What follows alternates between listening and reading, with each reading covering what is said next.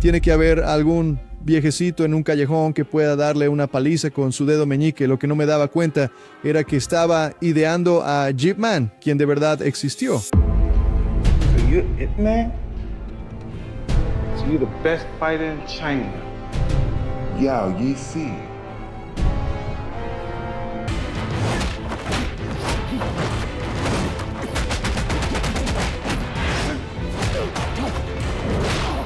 La mayoría de la gente cree que conoce a Ip Man porque ha visto las películas.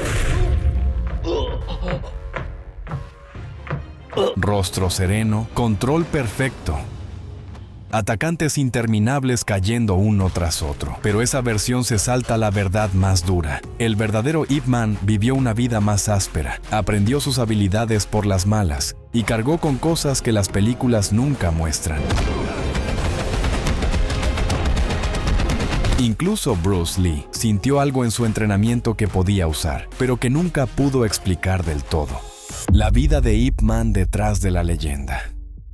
Ip Man, nacido como Ip Kai Man, provenía de Foshan, en el sur de China, a finales de los 1800. Foshan se encontraba en el rico delta del río Perla y era conocida por el comercio, el trabajo artesanal, las salas de clan y los templos. Sus padres poseían tierras y propiedades, y la familia tenía ayudantes en la casa. Creció con un hermano mayor, 2 hermanas y una educación clásica constante. Mientras muchos chicos del pueblo trabajaban en tiendas o fábricas, él aprendía a leer textos antiguos, a escribir una caligrafía cuidadosa y a vivir como el hijo de una familia que esperaba respeto cuando caminaba por las calles. De adolescente, dirigió gran parte de su atención al Kung Fu. Un maestro llamado Chan Hua Shun alquilaba espacio en la sala familiar de los Ip para enseñar el estilo que más tarde sería llamado Wing Chun. Chan ya era un hombre mayor que había pasado muchos años realizando trabajos duros como cambista de dinero. Las fuentes difieren sobre si Ip tenía 9, 13 o algún punto intermedio cuando se unió a la clase, pero coinciden en que Chan rondaba los 60 y que una enfermedad acortó su tiempo de enseñanza. Después de solo unos pocos años, Chan sufrió un derrame cerebral y se retiró. A partir de entonces, la mayor parte del entrenamiento de Ip en Foshan provino del alumno más avanzado de Chan, Ang Chung Sok, quien le dio una base más constante y metódica. Gracias al dinero de su familia, Ip podía pasar muchas horas practicando en lugar de preocuparse por trabajos diarios. A mediados de la adolescencia, su camino lo alejó de casa. Un pariente lo ayudó a mudarse a Hong Kong,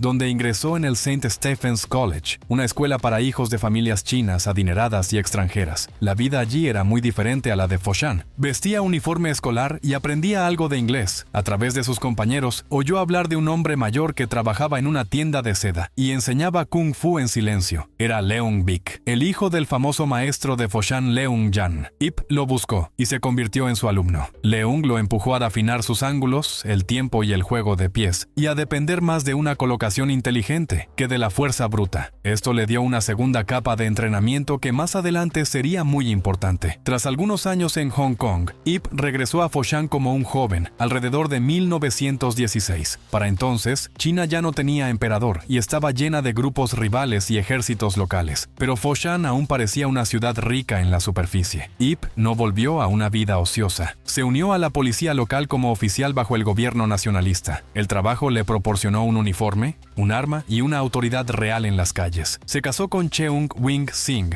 de otra buena familia, y juntos tuvieron varios hijos, incluidos los hijos Ip Chun e Ip Ching. En su círculo privado, enseñaba su arte marcial a un pequeño grupo de amigos, parientes y compañeros oficiales, pero solo como una actividad secundaria. No había una gran escuela pública ni un letrero sobre una puerta. Los años 30 y 40 rompieron ese mundo. Primero llegaron años de tensión creciente, luego la invasión japonesa a gran escala que se convirtió en la Segunda Guerra Sino-Japonesa. Durante parte de la guerra, dejó Foshan y se quedó con uno de sus alumnos, Kwok Fu, en otra ciudad. Su lucha principal era mantener a sus familias alimentadas y a salvo mientras los ocupantes y distintos grupos armados se movían por la región. Intentó apoyar al bando nacionalista lo mejor que pudo. Como millones de otros, vivió escasez, miedo y riesgo constante. Cuando Japón se rindió a mediados de los años 40, la guerra civil entre nacionalistas y comunistas volvió a estallar. Por un corto tiempo, Ip regresó a su trabajo como policía en Foshan bajo el gobierno nacionalista. La vida se sintió brevemente casi normal otra vez, con salario estable, rango y deberes claros. Esa esperanza no duró. Los nacionalistas perdieron terreno ciudad tras ciudad.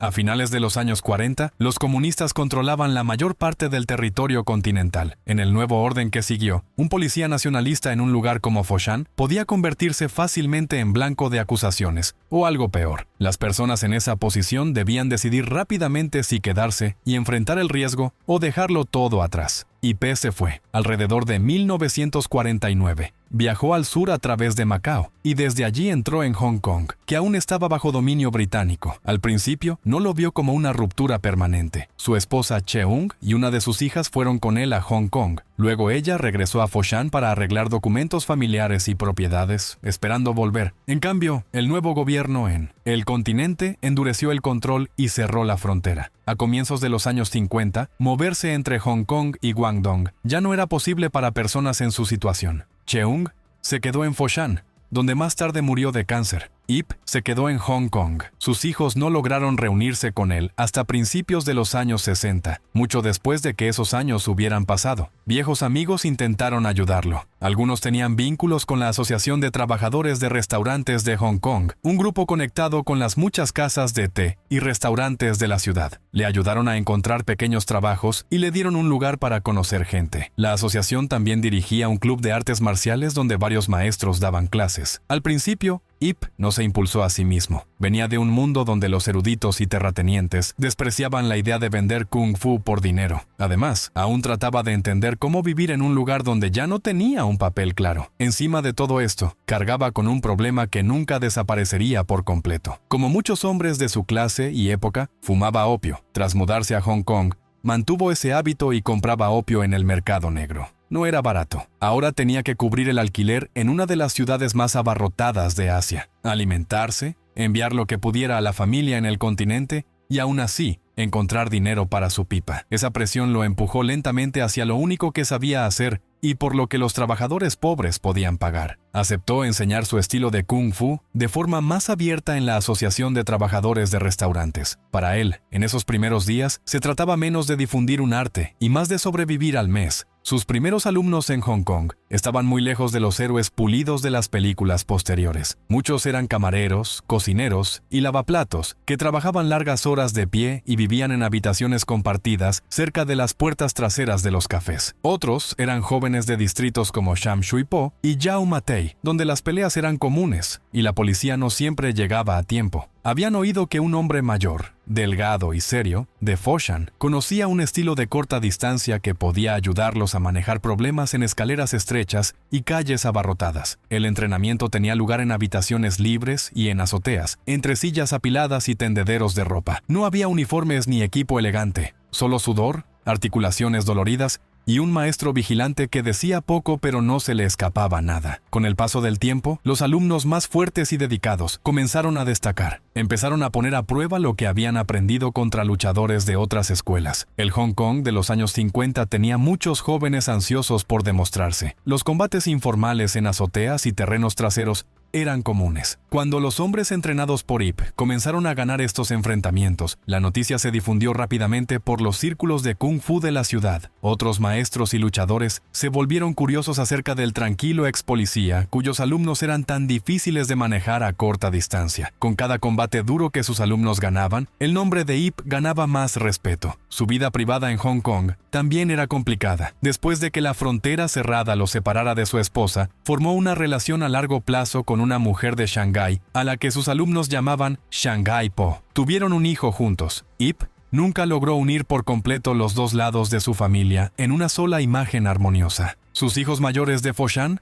finalmente se reunieron con él en Hong Kong a comienzos de los años 60 y entrenaron bajo su guía, pero llegaron a encontrar a un padre que ya estaba profundamente metido en sus hábitos y fijado en una rutina estrecha de enseñar, descansar y fumar. Los años de separación forzada y silencio no podían borrarse. A medida que su cuerpo se debilitaba y su círculo de alumnos crecía, sus seguidores ayudaron a darle a su enseñanza una estructura más clara y estable. En 1967, varios alumnos veteranos trabajaron con él para registrar la Asociación Atlética de Bing Tsun en Hong Kong. Esto les dio un grupo legal, una dirección fija y una forma de compartir costos y deberes. También alivió la carga de un maestro envejecido que ya no podía manejar cada clase y cada detalle por sí solo. Desde esta base, el estilo que una vez había enseñado solo a unos pocos amigos en Foshan comenzó a difundirse de una manera más organizada. Aún así, fuera del mundo del Kung Fu, siguió siendo casi desconocido. La fama amplia llegó solo más tarde, cuando alumnos y alumnos de alumnos llevaron el Wing Chun al extranjero y cuando las películas convirtieron su nombre en una marca. Esas películas conservaron algunos hechos básicos, como su traslado de Foshan a Hong Kong, pero recortaron muchas verdades incómodas. Rara vez muestran la pipa de opio, la frontera cerrada que rompió a su familia,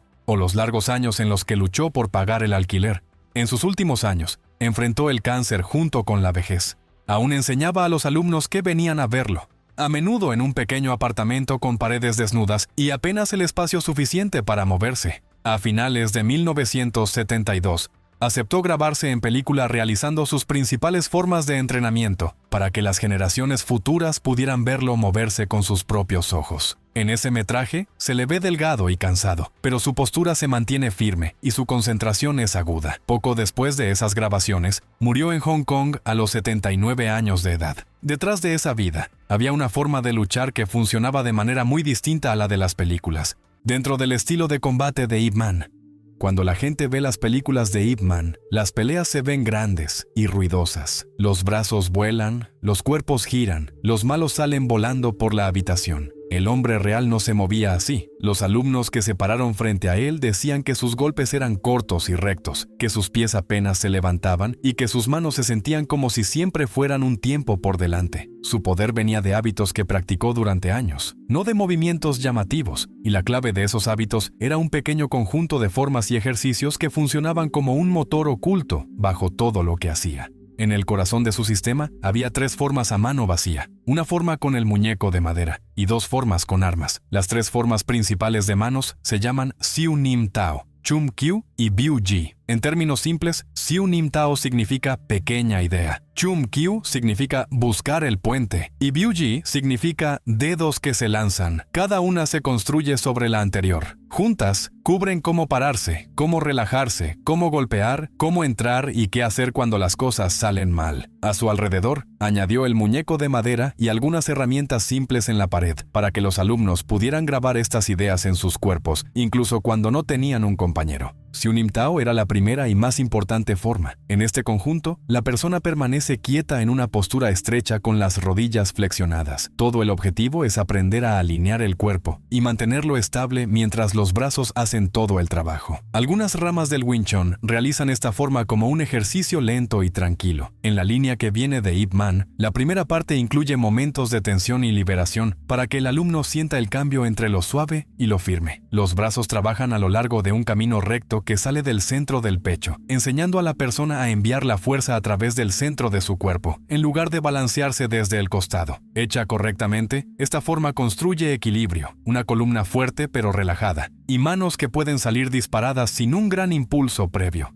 Chum Kiu, la segunda forma, añade movimiento. El nombre, buscar el puente, señala su función principal, que es ayudarte a aprender cómo cerrar la distancia entre tú y otra persona. Aquí, las caderas giran, los pies dan pasos y giran, y todo el cuerpo se mueve como una sola pieza. La forma te entrena a cambiar el peso de una pierna a la otra, mientras tus brazos trazan caminos que atrapan y desvían los ataques entrantes fuera de la línea central. También introduce herramientas de corta distancia como los golpes de codo, que solo funcionan cuando sabes cómo mover la masa de tu cuerpo detrás de ellos. Muchos maestros dicen que aquí es donde realmente aprendes a poner el peso del cuerpo en un golpe, en lugar de solo empujar con el brazo. Biu Ji, la tercera forma, se enseñaba tarde y a menos personas. A menudo se la llama la forma de emergencia. Los movimientos en ella son más agudos y extremos. Hay golpes de dedos tipo látigo, movimientos cerrados de codo y pasos que sacan el cuerpo con fuerza de la línea. La idea es que este conjunto te da herramientas para momentos en los que tu estructura ya se ha roto, cuando estás desequilibrado, girado o en una mala posición. Algunos dichos antiguos incluso advierten que Biu Ji no debería salir por la puerta. lo que significa que debe mantenerse privada y usarse solo cuando hay un peligro real. En la línea de Ip Man, a los alumnos a menudo se les decía que no debían apresurarse hacia esta forma, porque los fundamentos de los dos primeros conjuntos importaban más para la mayoría de las peleas reales. Una regla simple se encuentra debajo de casi todo en este estilo. La gente la llama la teoría de la línea central. En palabras sencillas,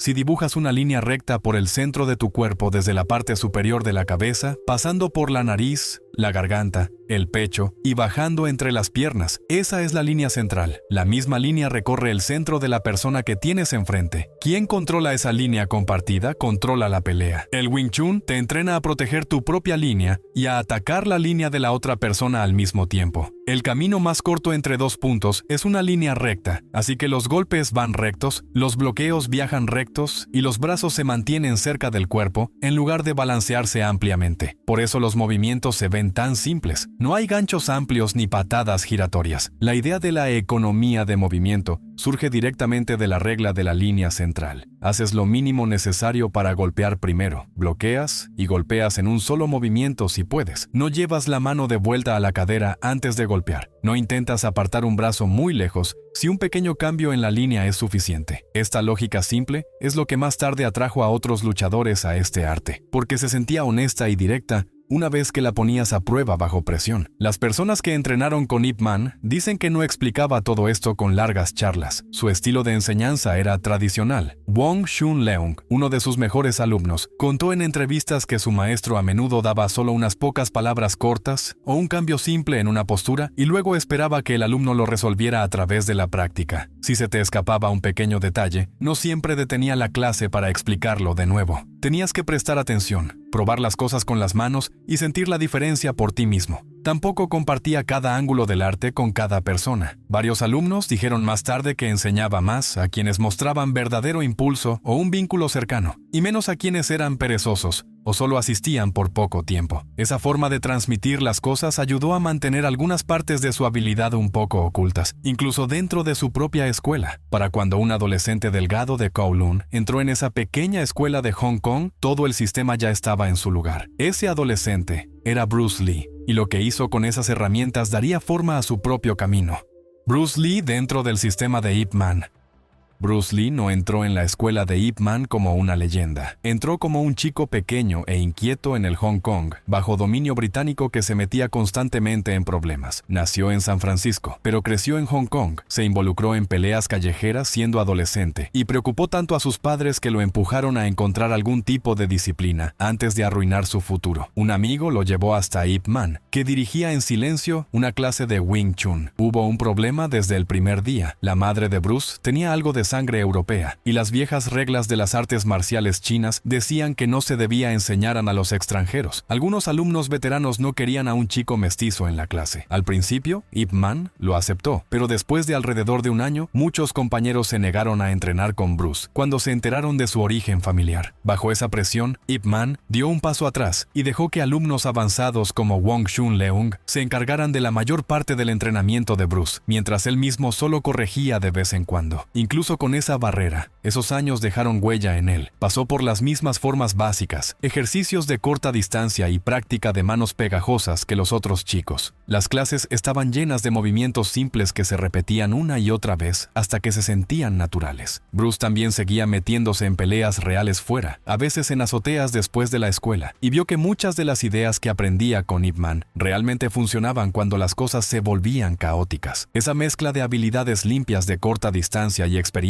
dura en la calle se quedó grabada en su mente. Cuando tenía alrededor de 18 años, sus padres se preocuparon por una razón diferente. Sus peleas ya no eran pequeños enfrentamientos escolares. Había golpeado al hijo de una figura criminal conocida en una pelea en una azotea, y la policía había tomado nota. Su madre firmó documentos diciendo que ella se haría responsable si había más problemas, y sus padres finalmente decidieron enviarlo de regreso a Estados Unidos para que se calmara y estudiara. Bruce dejó Hong Kong a finales de los años 50 y se mudó a Seattle. Al hacerlo, se fue antes de poder completar el camino completo y tradicional del Wing Chun bajo Ip Man. Tenía un fuerte conocimiento del sistema, pero no cada una de sus partes. En Seattle necesitaba dinero, así que hizo lo que sabía hacer. Comenzó a enseñar. Llamó a su enfoque Jun Fan Gung Fu, que significa el Kung Fu de Bruce Lee. Al principio, esto era en su mayor parte Wing Chun, tal como lo había aprendido, mezclado con ideas del boxeo occidental y la esgrima que recogió de libros, amigos y el estudio de películas. Seguía usando golpes rectos, movimientos de corta distancia y la misma idea de atacar por el centro del cuerpo, pero ajustó el juego de pies y el tiempo a su manera. Abrió una pequeña escuela allí, luego otra en Oakland y una tercera en Los Ángeles. Sus clases atrajeron a personas de muchas razas y orígenes, lo cual era muy diferente de las viejas reglas de Hong Kong sobre quién podía aprender. A medida que enseñaba a más personas, empezó a ver un patrón que no le gustaba. Muchos alumnos querían copiar las formas chinas exactamente, pero no entendían por qué existían esos movimientos. Algunos intentaban pararse en posturas profundas y bonitas que se veían bien en fotos, pero no se sentían correctas en un enfrentamiento real. Bruce escribió notas sobre este problema y lo llamó el desorden clásico. Con eso se refería a capas de ejercicios fijos, posturas rígidas y rituales vacíos que convertían a un luchador rápido y afilado en uno lento y rígido. Advertía que si alguien seguía patrones antiguos solo porque eran antiguos, acabaría entendiendo solo la sombra en lugar de a sí mismo. Es importante tener claro a qué estaba atacando. No estaba diciendo que todo lo que aprendió de Ip Man fuera inútil. De hecho, admitió una y otra vez que las habilidades de corta distancia y el sentido del tiempo de esos años le dieron una base que ningún otro entrenamiento le había dado. Algunas partes de la habilidad de Ip Man se negaban a encajar limpiamente en palabras. Una de esas partes provenía de las manos pegajosas, o Chi Sao. En ese ejercicio, dos personas mantienen sus antebrazos en contacto ligero mientras se mueven y se prueban entre sí. A lo largo de muchas horas, esto construye una especie de radar en la piel. Empiezas a sentir pequeños cambios en el equilibrio, la dirección y la intención de la otra persona a través del puente de los brazos. Los buenos practicantes de Wing Chun a menudo pueden saber de dónde viene un ataque en el instante en que cambia el contacto, sin necesidad de verlo con los ojos. Los maestros que escriben sobre el Chi Sao dicen que desarrolla el sentido táctil y los reflejos automáticos mejor que cualquier otro ejercicio del estilo. Bruce conocía bien esa sensación. Había entrenado manos pegajosas en Hong Kong y mantuvo los ejercicios de corta distancia en sus propias escuelas, pero incluso con su mente aguda, no pudo convertir ese radar de las manos pegajosas en una receta clara paso a paso que diera a cada alumno el mismo tacto que tenía su antiguo maestro. Otra parte que le costó reducir a una fórmula fue la manera en que la estructura y la relajación trabajaban juntas. Bajo Ip Man, el poder no venía solo de músculos grandes, venía de pararse y moverse de tal forma que los huesos se alinearan y las articulaciones se mantuvieran sueltas hasta el último momento. Bruce más tarde se hizo famoso por el trabajo de fuerza, las flexiones rápidas y movimientos explosivos como su corto golpe de 1 pulgada, pero sus notas privadas seguían girando en torno a la misma idea simple: no tensar el cuerpo demasiado pronto, mantenerse suelto hasta el momento en que es necesario estar firme. Intentó explicar esto con frases como "sé agua", diciéndole a la gente que se mantuviera sin forma y luego tomara la forma de cualquier espacio en el que estuviera. Aún así, muchos alumnos copiaron las palabras y aún así se perdieron la sensación corporal detrás de ellas. También le importaba mucho el estado mental en una pelea. Le gustaban las ideas del Zen y del pensamiento chino antiguo que hablaban del no mente, lo que significa que la mente está clara y no se queda atrapada en ningún plan. En ese estado, el cuerpo responde a lo que tiene delante sin un pensamiento prolongado. Bruce escribió sobre pensar sin pensar y le dijo a la gente que no se aferrara a ninguna forma fija. Había visto destellos de ese estado en Hong Kong, cuando Ip Man y sus mejores alumnos parecían neutralizar ataques antes incluso de que estuvieran completamente iniciados. En el entrenamiento cerrado de manos pegajosas, sus brazos se movían como si conocieran la respuesta antes de la pregunta. Bruce podía describir ese estado y señalarlo, pero no podía convertirlo en un esquema ordenado que funcionara igual para cada persona.